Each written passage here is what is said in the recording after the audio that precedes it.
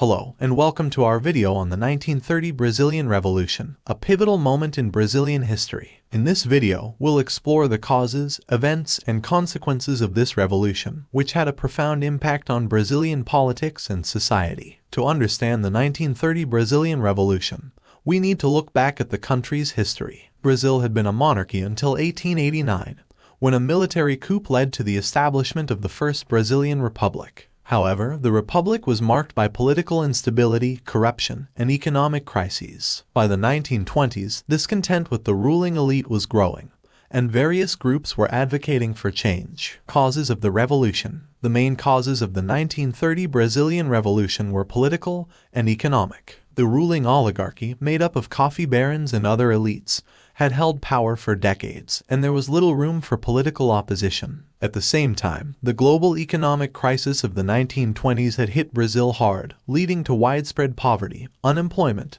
and social unrest. The revolution began on October 3, 1930, when a group of military officers led by Getúlio Vargas, a charismatic politician from Rio Grande do Sul, marched on the capital, Rio de Janeiro. The government of President Washington Luís was overthrown, and Vargas became the new leader of Brazil. The revolution was marked by a series of battles, including the Battle of Itaúra, in which government forces were defeated by Vargas's troops. Consequences of the revolution. The 1930 Brazilian Revolution had far-reaching consequences for Brazilian society and politics. Vargas established a new authoritarian regime, known as the Estado Novo, which lasted until 1945. The new government implemented a series of reforms, including labor laws, social welfare programs, and investment in infrastructure. However, the regime was also marked by repression, censorship, and political persecution. In conclusion, the 1930 Brazilian Revolution was a watershed moment in Brazilian history, marking the end of the First Republic and the beginning of a new era of authoritarian rule.